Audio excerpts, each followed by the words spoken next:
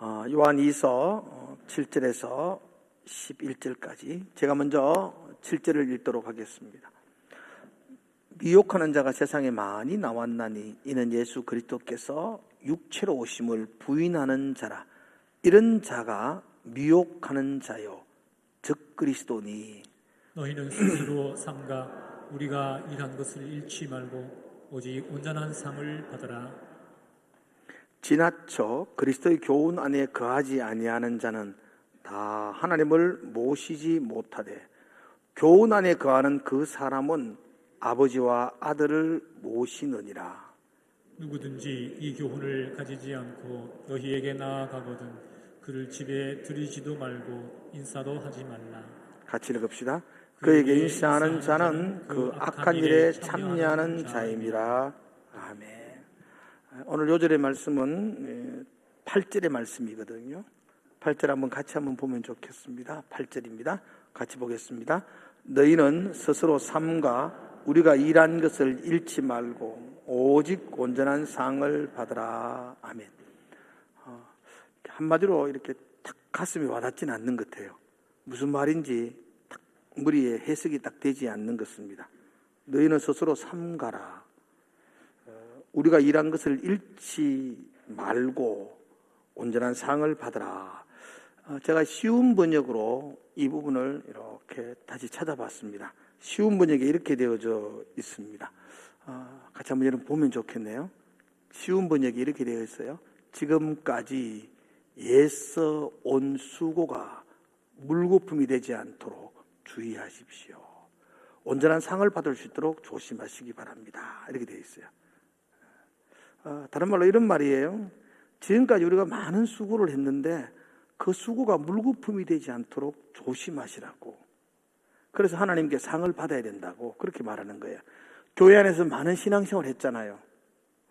성가대로 참 봉사하셨고 주일학교 교사로 너무 수고하셨고 직분을 맡아서 정말 헌신하셨는데 그런 우리 모두가 행한 일, 그 수고가 물거품이 되지 않도록 주의하라는 거예요.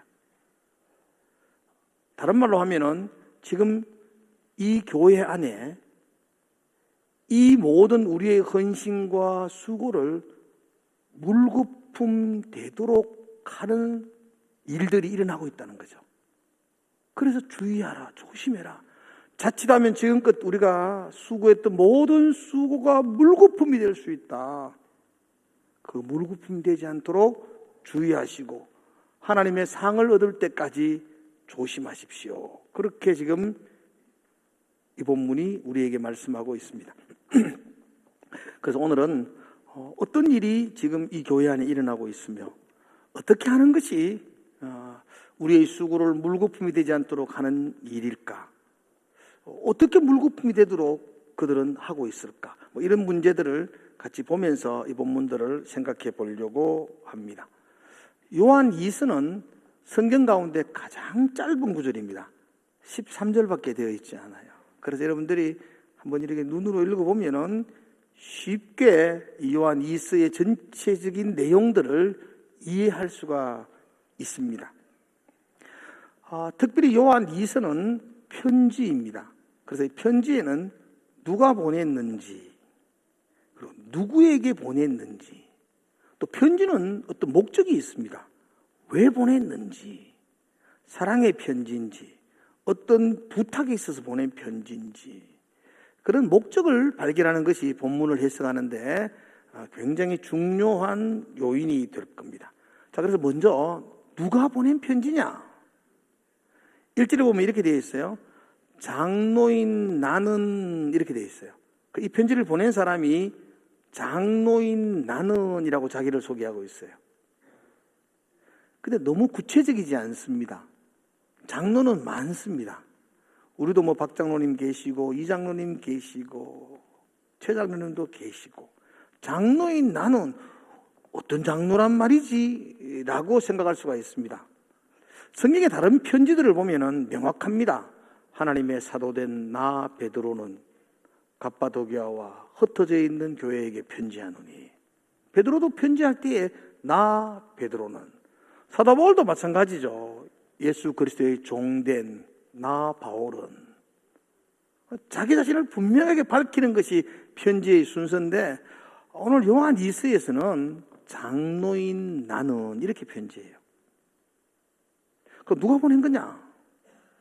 장로가 한두 명이 아닐 건데 그런데 장로인 나는이라고 보냈기 때문에 이 편지가 누가 보낸지를 쉽게 사람들이 알 수가 있습니다. 이 말은 무슨 말이냐면 굳이 설명하지 않아도 될 장로가 보냈다는 겁니다. 제가 오늘 여기서 설교하러 올라오면서 사회를 시작하면서 여러분들에게 오늘 설교하실 분은 김종원 목사님이십니다. 그분은 진량제일교를 섬기고 있습니다. 그분은 어디에서 어떻게 사역했습니다. 어떤 분입니다. 이런 소개를 할 필요가 없습니다. 왜냐하면 저는 그냥 여기 올라오면 여러분들이 저를 다 알지요. 저를 구태여 여러분들 앞에 소개할 이유가 없는 것처럼 오늘 이 편지를 보내는 장로는 구태여 소개할 이유가 없다는 겁니다. 장로인 나는 이래도 누군지 안다는 겁니다. 그래서 우리는 이분을 예수님의 제자인 요한이라고 말합니다. 왜냐하면 요한은 지금 이 편지를 받는 소아시아의 우리가 요한 1서에서 말했잖아요. 소아시아에 흩어져 있는 교회들, 그 소아시아에서 30년을 목회했던 목사님이셨어요. 특별히 에페소 교회에서 요한이 30년간 목회를 했었어요. 그러니까 이건 지금 요한이 목회하는 현장이었고, 그래서 요한은 자기 자신을 구태여 소개할 이유가 없었다. 그래서 장로인 나는 이렇게 말해요. 받는 사람이 누구냐 하니까 이렇게 되어 있죠. 1절에 보니까 택하심을 받은 부녀와 그의 자녀들에게. 어쩌면 이걸 오해하면은 어떤 여인에게 그리고 그 여인의 자녀에게 그 가족에게 보낸 편지처럼 보여지는데 초대교회의 헬라어 문법상 택하심을, 하나님의 택하심이잖아요. 하나님의 택하심을 입은 여인, 그 퀴리오스라는 단어인데 여기 부인이라는 말은 여인, 이 여인은 하나님의 신부된 교회 이렇게 말합니다. 그러니까 모든 이가 이해할 수 있습니다. 신부된 교회와 그 자녀들, 성도들이죠. 그러니까 요한 1서에서도 사도된 나 요한은 아시아에 흩어진 교회에게 편지한다라고 말했던 것처럼 동일한 이야기입니다. 아시아에 흩어진 교회가 택하심을 입은 부녀와 그의 자녀들, 이게 이제 아시아에 흩어져 있는 교회를 상징하고 있는 단어다 이렇게 볼 수 있습니다. 그러므로 이것을 요약해 보면 목사인 요한이, 지금 요한은 90세가 훨씬 넘었어요. 거의 100세를 바라보고 있는 나이거든요. 30년을 목회했어요. 그곳에서 100세를 바라보고 있는 그 노 목사님이 교회에게, 자신의 성도들에게 간절한 편지를 보내고 있는 겁니다. 말로 하지 왜 편지를 보내느냐? 예, 그렇습니다. 당신은 이렇게 목회자가 많지 않았습니다. 그래서 요한이 목회하고 있는 교회들이 아시아 전체에 흩어져 있었습니다. 에베소, 스무나, 버가모, 두아디라, 사데, 라오디기아, 그런 여러 흩어진 교회죠. 에베소를 중심으로 요한이 목회를 하지만 여러 흩어진 교회를 돌아보는 것이 당시의 교통상으로 만만치 않았어요. 지금도 비행기를 타고 가야 돼요. 특히 여행 가면 각 산맥을 넘어야 돼요. 그러니까 요한은 거의 1년에 한 번 정도 이렇게 다닐 수 있을 정도였어요. 그런데 그 들려오는 소식이 있으니까 꼭 편지를 써야 될 이유가 있었어요. 그래서 요한은 그 12절에 보면 이렇게 말하거든요. 내가 너희에게 쓸 것은 많으나 종이와 먹으로 쓰기를 원하지 아니하고 오히려 너희에게 가서 대면하여 말하고 싶다. 내가 곧 가겠는데, 근데 지금은 형편이 안 돼. 그래서 곧 가겠지만 가기 전에 먼저 급한 대로 너희에게 편지를 보낸다. 그 요한 1서고 2서예요. 목사인 요한이 성도들에게 간절하게 당부하며 권면하는 말씀을 적은 책이 요한 2서예요. 그럼 어떤 내용이 있느냐, 무엇을 요한이 강조하고 있느냐를 보게 되어져요. 먼저 1절에서 4절까지를 여러분 한번 눈으로 이렇게 서치를 이렇게 하시면 좋겠는데요. 1절에 보도 단어 하나가 눈에 들어와요. 2절에도 동일한 단어가 있고요. 3절에도 있고요. 4절에도 있어요. 무슨 단어죠? 어떻게 아셨어요? 네, 진리라는 단어가 있어요. 사실 요한 1서, 2서, 3서에서 요한이 굉장히 강조하는 단어가 있는데 그 단어는 사랑이에요. 사랑.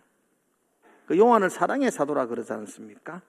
요한 1, 2, 3서를 통해서 요한을 사랑의 사도라고 부르는데요. 요한은 그렇게 강조해요. 하나님은 사랑이십니다. 여러분도 사랑 안에 거하십시오. 하나님이 우리를 사랑한 것처럼 여러분도 서로 사랑하십시오. 이게 요한의 전체 메시지의 중요한 주제예요. 그런데 요한 2서를 넣어보면서 요한은 사랑을 말하지 않는 게 아니에요. 그런데 그 사랑을 말하면서 하나 더 이야기하는 게 있어요. 그게 진리예요. 진리. 우리는 진리 안에서 사랑하는 사람들입니다. 이렇게 밝히고 있는 거예요. 여러분, 누가 뭐래도 교회는 제일 중요한 게 사랑이에요. 사랑. 교회의 전부가 사랑일 수 있습니다. 그런데 그 사랑의 핵심이 진리입니다. 여러분, 찐빵에는 핵심이 뭐죠? 앙코입니다. 앙코 없는 찐빵은 아무 의미가 없습니다. 진리 없는 사랑이 이와 같은 겁니다. 여러분, 사랑을 우리가 계속 말하지만 요한 2서에 넘어오면서 그 사랑의 중심에 진리, 말씀, 진리 대신 예수 그리스도, 진리 대신 그 하나님이 그 중심에 있어야 된다라고 강조하는 겁니다. 무슨 말이냐 하면 좀 쉽게 이야기하면 이런 것입니다. 제가 여러분들하고 밥도 같이 먹고 놀러도 같이 가고 어느 영화의 최민식이가 그런 대사 쓰죠. 사우나도 하고 막 할 거 다 했어. 이것도 사랑입니다. 그런데 그렇게 밥도 먹고 사우나도 하고 할 거 다 하는 그 사랑에 진리가 빠지면 그 사랑은 반드시 깨어집니다. 그 사랑은 지속될 수가 없습니다. 우리는 우리끼리 참 사랑하셔야 됩니다. 예, 전도회가 커피도 정말 마시고 같이 많은 얘기도 나누셔야 됩니다. 그런데 우리의 대화의 가장 핵심에 진리, 그 말씀, 하나님의 끈으로 우리가 묶여져 있지 않으면 반드시 깨어집니다. 진리가 없는 사랑은 무너지게 된다는 것이죠. 왜냐하면 진리가 없는 사랑은 그 친교의 목적은 내 편을 만드는 것이기 때문이죠. 나와 친해져서 너와 나는 내 한편. 이게 내 편을 만들면 분명히 반대편이 생깁니다. 이건 어쩔 수가 없습니다. 내 편은 반대편을 만들고 반대편이 생기면 서로 비난하고 다툼이 되고 분쟁이 됩니다. 그럴 때 그래서 진리 없는 사랑은 패거리를 만들게 되고 그 패거리는 공동체를 무너지게 합니다. 그래서 목회자인 요한은 성도들을 향하여 하나님은 사랑이시다. 사랑해야 됩니다. 라고 거듭 강조하면서 진리 안에서 중요한 이야기 할 때는 꼭 저렇게 경종을 울립니다. 진리예요, 진리. 경종이 울릴 때. 이것까지 여러분 이상하게 생각하지 마십시오. 아, 이거 중요하구나. 하나님이 지금 우리를 봐요. 중요하다. 괜찮습니다. 너무 신경 쓰지 마십시오. 내가 제일 신경이 쓰이는데 다른 사람은 어디까지 했는지 모르겠습니다. 하여튼 우리의 사랑이 인간적인 친교의 목적이 되면 안 된다는 겁니다. 지금 요한은 그 속에 진리가 핵심이 되게 하십시오. 그래야 공동체를 건강하게 세우는 것입니다. 라고 강조합니다. 자, 이렇게 서론을 매듭 짓고 여러분들이 한번 다시 6절을 한번 보십시오. 6절. 또 사랑은 이것이니 이렇게 말하죠. 이제 좀 사랑이 막연하거든요. 진리 안에서 사랑하십시오. 이러니까 좀 형이상학적인 것 같잖아요. 구체적으로 진리 안에서 사랑한다는 말이 뭐야? 그럼 커피 마시지 말란 말인가? 서로 영화 보러 가면 안 된단 말인가? 아니요, 그런 이야기가 아닌데 이 구체적이지 모르잖아요. 그러니까 진리 안에서 사랑하는 것이 뭐냐에 대해서는 6절은 말하죠. 또 사랑은 이것이니 우리가 그 계명을 따라 행하는 것이요 계명은 이것이니 너희가 처음부터 들은 바와 같이 그 가운데 행하라. 그럼 여기서 중요한 단어가 뭐겠습니까? 행하라 그럽니다. 진리, 계명을 행하는 것. 그러니까 여러분 사랑은 뭐냐? 진리 안에 있는 사랑은 뭐냐? 그건 여러 가지로 구체적으로 파생적으로 설명할 수 있지만 오늘 본문에서 요한이 하고 싶은 구체적인 이야기는 진리 안에서 사랑은 말씀에 순종하는 거야. 이 말씀을 행하는 거야. 그렇게 지금 딱 이야기를 하고 있습니다. 이렇게 설명하면 여러분이 좀 더 쉽게 설명할 수가 있습니다. 하나님을 사랑합니다. 여러분 하나님 사랑하십니까? 그렇죠. 한번 다 같이 한번 아멘으로 고백해 보십시오. 이렇게 입으로 고백하는 게 중요합니다. 하나님을 사랑하십니까? 아멘. 예, 아멘. 하나님 사랑하죠. 그럼 하나님을 사랑하면 예배가 사랑스럽죠.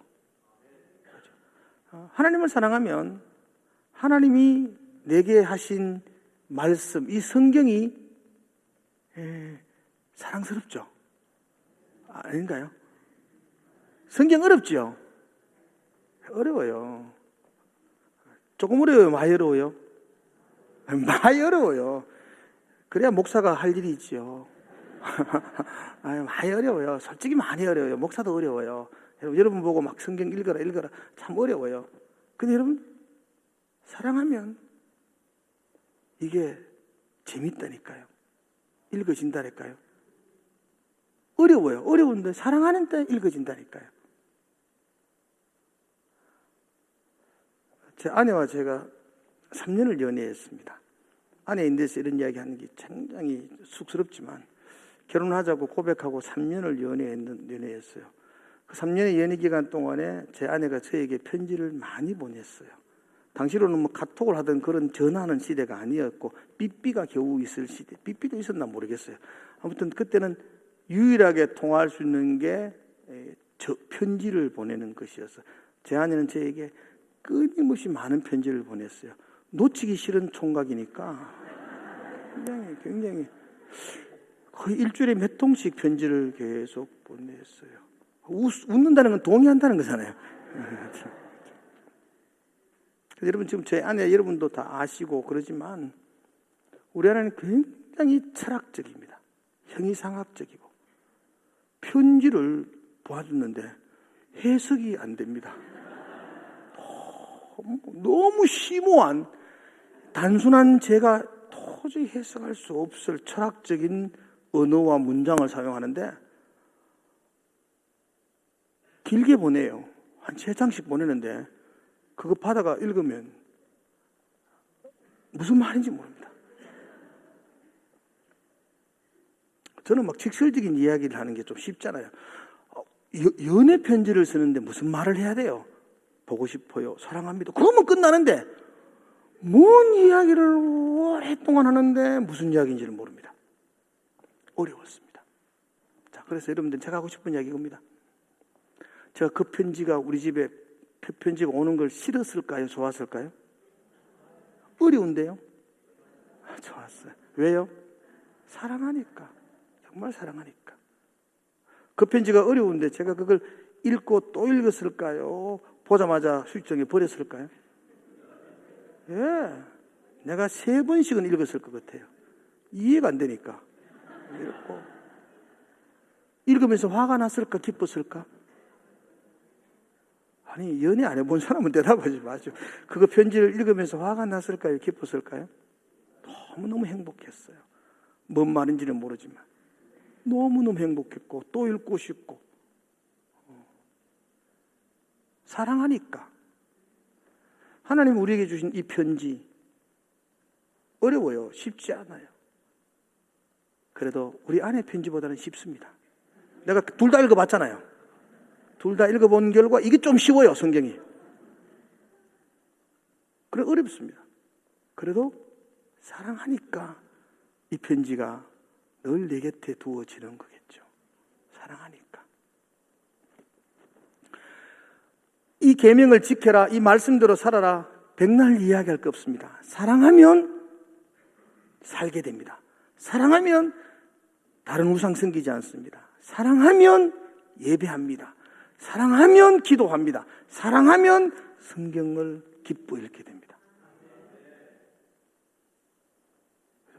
사랑하면 진정한 사랑은 진리 가운데 거한다는 것입니다. 이웃을 사랑한다는 것도 마찬가지 아니겠습니까?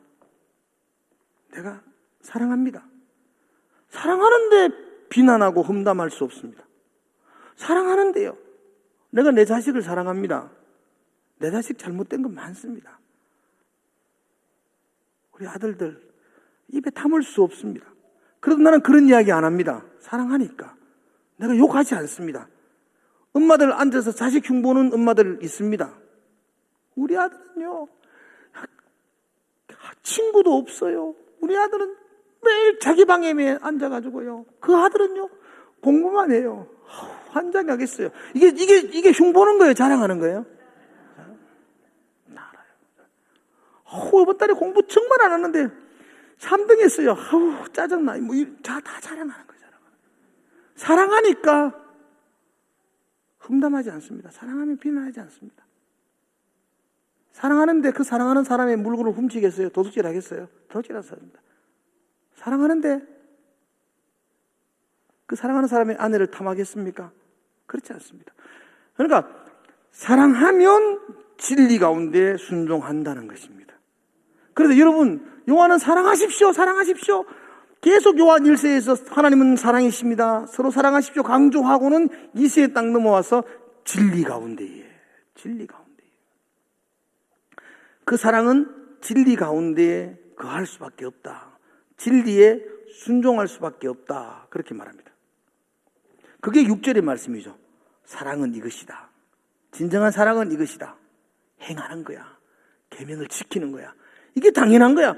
사랑한다 그러면서 계명과 떨어져 삶을 살아가는 것은 그 사랑이 가짜라는 거죠.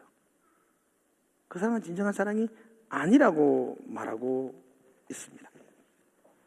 자, 그리고 오늘 본문의 7절을 넘어오십시오. 이제 본문의 본론적인 요한이 하고 싶었던 구체적인 이야기, 지금까지는 제가 예를 들은 이야기고 요한이 정말 구체적으로 하고 싶은 이야기가 7절부터 시작되어집니다. 한번 7절 한번 볼게요. 미혹하는 자가 세상에 많이 나왔으니. 미혹하는 자가 나왔다는 겁니다. 요한이 이 편지를 쓴 목적입니다. 이유입니다. 요한이 보니까 교회 안에 미혹하는 자들이 나왔습니다. 미혹하는 자들의 말은 넘어지게 하는 자들. 요한은 더 강력한 어조로 7절 마지막 부분에 그들은 적그리스도라. 아주 굉장한 어조죠. 적그리스도라고 이야기합니다.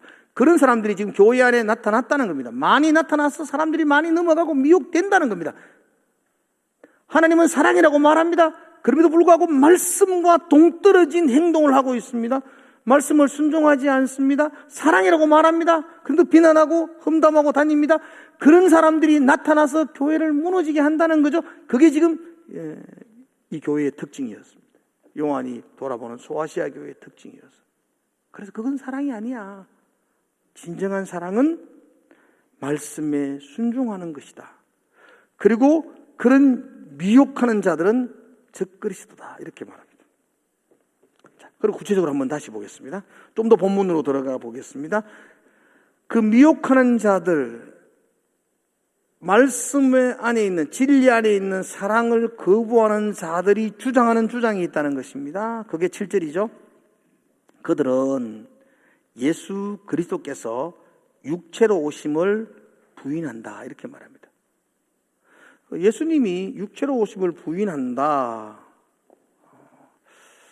이게 참 해석하기가 참 만만치 않는 부분입니다. 이렇게 주장하는 사람은 우리는 그노시스학파 이렇게 말합니다.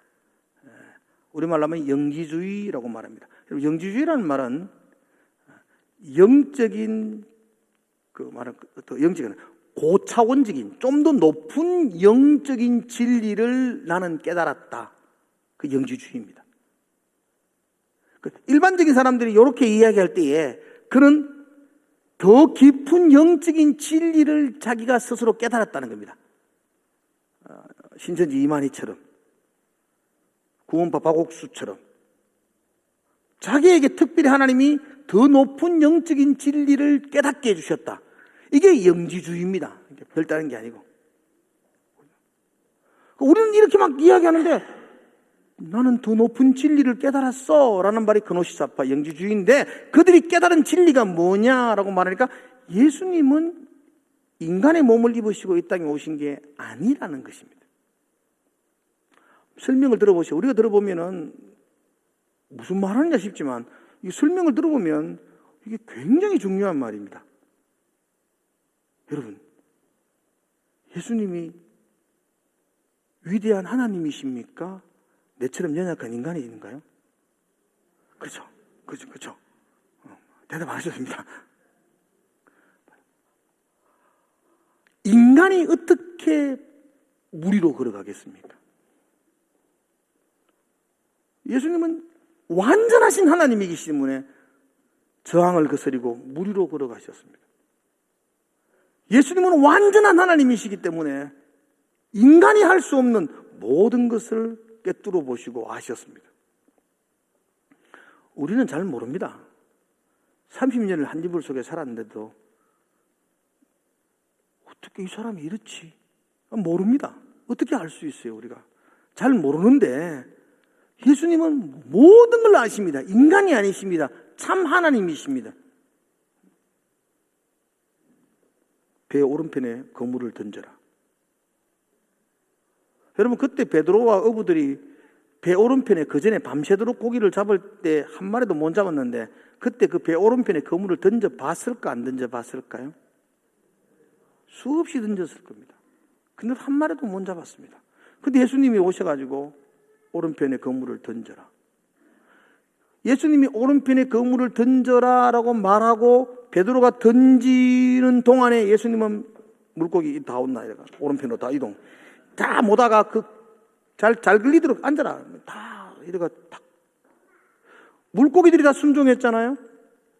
그리고 물고기들이 움직이는 모습을 다 보셨기 때문에 오른편으로 던져라라고 말하지 않습니까? 이게 사람일 수 있느냐고요? 어떻게 예수님을 사람이라 그럴 수 있어요? 사람이라고 말할 수 없습니다. 그분은 완전한 하나님이시라고. 이게 영지주의자들의 주장입니다.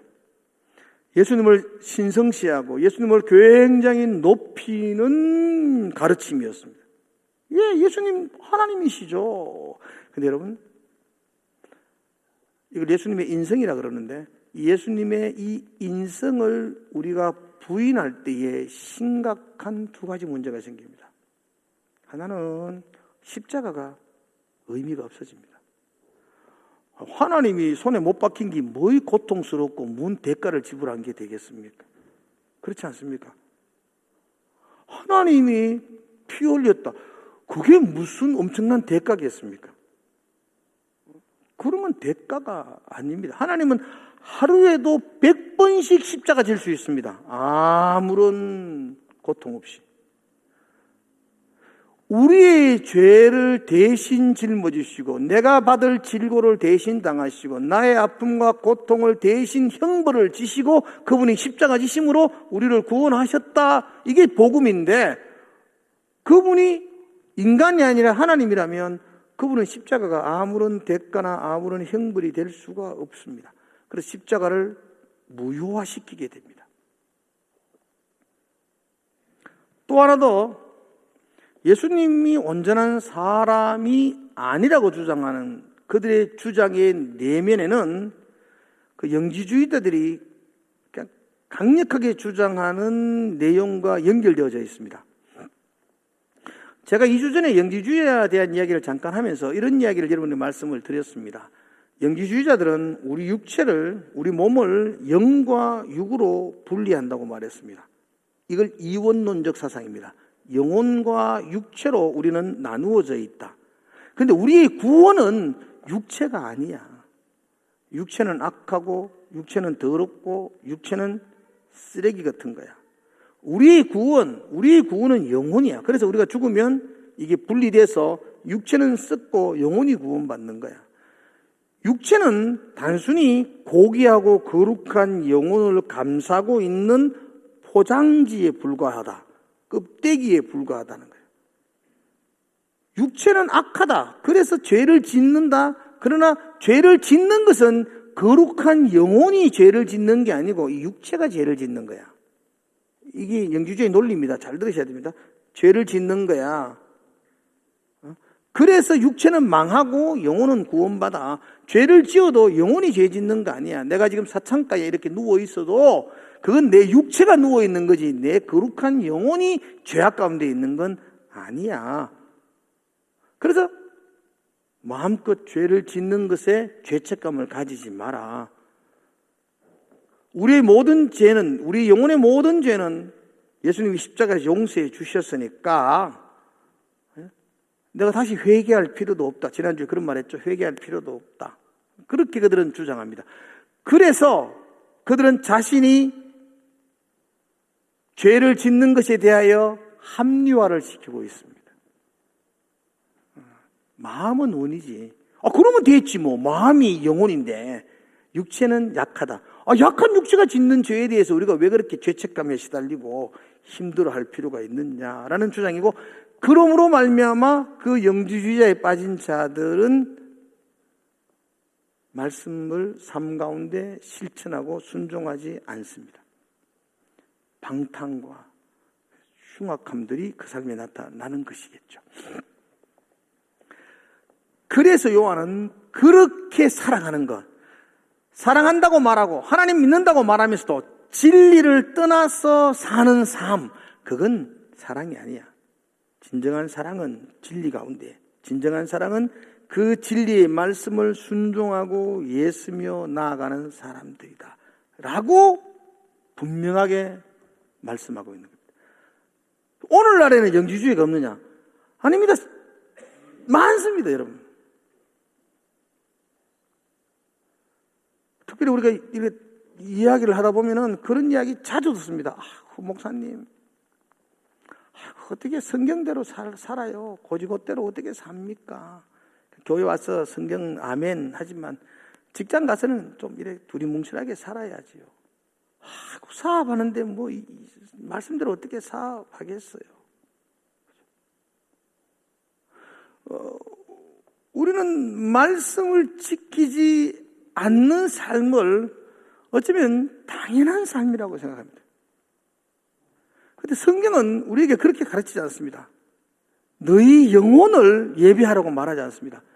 너희 몸을 하나님이 기뻐하시는 거룩한 산 제사로 드려라 라고 강조하고 있습니다. 여러분, 예배도 우리 몸이 드려야 됩니다, 여러분. 청년들은 멀티를 하는 청년들입니다. 그래서 우리하고 생각이 좀 다릅니다. 아주 멀티 미디어입니다. 청년들은요, 이야기하면서도 다 듣고요. TV 보면서도 다 듣고. 우리 딸은 보니까 연속극 보면서 컴퓨터 게임도 하고 연속극도 보고 다 이해가 되더라고. 그래서 예배할 때도 게임을 계속해요. 휴대폰 계속하고. 그 예배해야지. 다 듣습니다. 걱정하지 마시죠. 다 듣습니다. 여러분, 몸이 예배하지 않는 건 예배가 아닙니다. 그렇지 않습니까, 여러분? 그래서 눈으로 예배하라 그러죠. 눈이 예배하지 않는 건 예배가 아닙니다. 근데 우리는 그냥 내 육체가 약해서 그렇게 우리 몸으로 예배하지 못하는 것을 그냥 당연히 합리화시킵니다. 그리고 영주주의 이런 거 똑같습니다.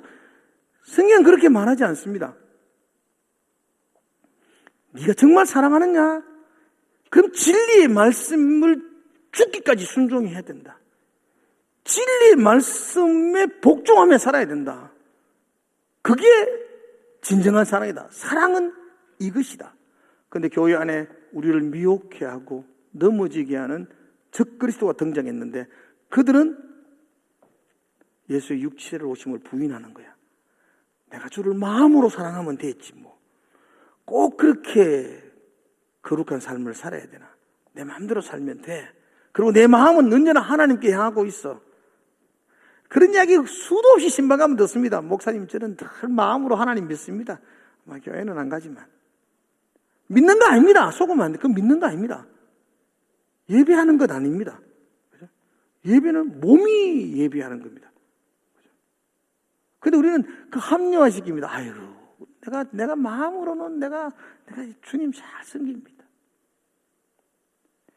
그게 그노시사학파 영지주의자들이고, 그건 가짜라 그럽니다. 그게 사람을 미혹해 하는 것이고, 그게 적그리스도라, 교회를 무너지게 하는 것이라고 그렇게 강력하게 요한이 말하고 있습니다.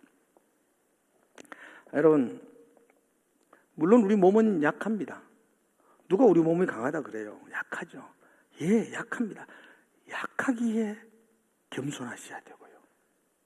나는 잘한다고 생각했지만 선줄로 생각하는 자가 넘어질까 조심하라 그랬고, 내가 잘한다고 생각하는 그 순간 내가 실수하고 넘어질 때가 한두 번이 안 했다는 걸 내가 알기에 조심하라는 겁니다. 내가 약하기에 매 순간순간 성령님께 의지하고 도움을 구해야 됩니다. 내가 약하지만 하나님 없이는 살 수 없습니다라고 고백하며 매일을 살아내셔야만 합니다. 약한 걸 합리화하고 약하기 때문에 그 죄에 대해서 정당화시키는 것이 삶이 아니고, 약하기에 더 하나님을 의지하고 약하기에 더 몸소 부르짖으며 진리 가운데 살려고 애쓰는 것, 이게 진정한 사랑이다라고 말씀하고 있습니다. 사랑하는 성도 여러분들, 우리의 몸을 거룩한 하나님의 산제사로 드려지는 삶이 되기를 주의 이름으로 축복합니다. 그 말씀에 순종하며 하루하루를 살아가셔야 합니다. 말씀이 가라는 데까지 가고 멈추면 멈추는 게, 그게 사랑이고 그게 믿음입니다. 자, 그리고 이제 에피소드로 10절과 11절에 기록되어 있는데요, 11절과 11절은 좀 오해하시는 분이 있어서 제가 설명을 조금만 드릴게요. 10절 한번 볼게요. 누구든지 이 교훈을 가지지 않고 너에게 나아가거든. 이 교훈이라는 말은 예수의 십자가의 복음입니다. 그 복음을 가지지 않고, 복음이 없이, 이런 말은 아까 말했던 것처럼 예수 그리스도를, 육체를 부인하는 사람들, 영지주의자들 말합니다. 그럼 아무데나 살아도 돼. 너 예수 믿으면 되지. 마음으로 믿으면 되지. 뭐 죄짐은 어때? 다 용서받았는데. 그렇게 말하는 사람들, 그런 사람들이 너희 가운데 가거든, 이런 말입니다. 너희에게 나아가거든. 그를 집에 들이지도 말고 인사도 하지 마라. 그에게 인사하는 자는 그 악한 일에 참여하는 자라. 그러니까 우리 가운데 어떤 분들이 그렇게 오해하시는 분들도 있더라고요. 그렇게 잘못된 교리를 가지고 있는 사람들이 있으면 상종도 하지 마라. 특별히 여러분들 이런 일이 있으면 참 안 되겠지만, 참 안타깝게도 내 아내가 잘못된 교리에 빠진다든지, 내 자녀가 이단에 빠진다든지, 그럴 때 오늘 이 본문은 그를 집에 들이지도 마, 인사도 하지 마. 그러면 아들이 그 이단에 갔다가 집에 밥 먹으러 왔는데 성경에 너 들이지도 마라 그랬어. 너 오지 마. 문 딱 잠가보고. 이렇게 해석하면 안 된다는 겁니다. 이해가시죠? 이단에 빠졌다 할지라도 부모는 그냥 눈물로 맞아고 안아주셔야 되죠. 그런데 이 본문이 무슨 말이냐면은, 여기 말하잖아요. 그를 집에 들이지도 말 때, 이 집은 당시 상황 속에서 교회는 이런 건물이 있는 곳이 아니었고, 아가보의 집, 그죠? 루디아의 집, 그게 교회였어요. 그리고 당시로는 순회 전도자들이 그런 교회를 이렇게 순례하며 다녔던 사람이 많았어요. 여러분, 사도 바울이 세계로 복음을 전할 때 잠을 어디서 잤을까? 호텔, 힐튼 호텔에 늘 예약되어 있겠죠. 당시로는 그 숙박업소가 굉장히 위험했었어요. 주인 중에 악한 사람이 있어가지고 돈 많은 사람이 들어오면 이렇게 떠돌이니까, 모르는 사람 아니에요. 돈 많고 모르는 사람 들으면 해를 가하고 돈을 뺏는, 그래서 숙박업소가 굉장히 불안한 곳이었어요. 그래서 대부분의 예수님이나 대부분의 사람들이 이동할 때에는 숙박업소도 없었기도 없었지만 집에 머물어요. 집에. 그죠? 그래서 사도들이 오면은 거의 집에 머물면서 그 집이 또 교회가 되는 거예요. 그런 복음을 가르치는 거예요. 근데 이렇게 말하잖아요.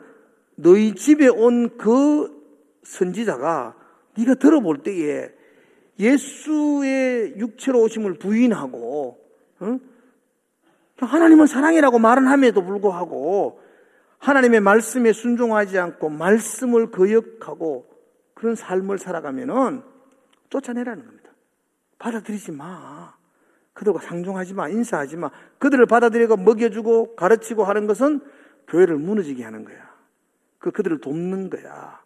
그러면서 강력하게 우리를 넘어지게 하는 자고 그들은 적그리스도라고 그렇게 말씀하고 있습니다. 사랑하는 성도분들, 많이 사랑하십시오. 옆에 분들이 한번 인사하고 마칩시다. 사랑합니다. 그렇게. 이게 교회의 전부입니다. 사랑하십시오. 그런데 인간적인 사랑하지 마십시오. 진리 가운데 말씀으로 사랑하십시오. 그래서 사랑할수록 더 말씀에 순종하고 사랑할수록 말씀으로 더 깊어지고 우리의 관계 속에 예수 그리스도가 있는 것. 그게 오늘 본문이 우리에게 말씀해 주는 겁니다. 그래서 진리의 말씀에 순종하는 건 이게 진정한 사랑이지 그 어떠한 이빨린 소리로 어떠한 말로 하더라도 그죠? 진리의 말씀에 순종하지 않는 방탕한 삶은 사랑이 아니다. 그런 사람은 받아들이지 말고 배척하라고 말합니다. 저와 여러분 약합니다. 약한 줄 압니다. 누구라도 약한 줄 압니다. 그래서 하나님 더 의지하셔야 됩니다. 그래서 더 겸손하게 무릎 꿇으셔야 됩니다. 그래서 성령님이 아니면 내가 살아갈 수 없습니다. 날마다 고백하며 나가셔야 됩니다. 하나님과 동행하셔야 됩니다. 그럴 때 진리 안에서의 사랑을 이루어 나가는 그런 우리의 삶이 될 수 있습니다. 오늘도 사랑하십시오. 진리 안에서 사랑하시는 그런 여러분과 저희 한 주간이 되시기를 주의 이름으로 축복을 드립니다. 기도하겠습니다. 하나님, 초대교회에 참 그렇게 악한 이단들이 득세를 해서 예수의 피 흘려 세우신 그 교회를 무너지게 하는 경우들을 참 봅니다. 그리고 우리에게도 동일하게 경고합니다. 진리 안에서 사랑하고 말씀에 순종하며 행하는 사랑을 하고 그 사랑을 실천하는 그런 공동체가 되라고 강조하고 있음을 보게 됩니다. 하나님 사랑하고 이웃도 사랑하고 그래서 그 말씀을 내 삶 속에서 실천하며 살아가는 그런 우리의 삶이 되게 하여 주시옵소서. 예수님 이름으로 기도드리옵나이다.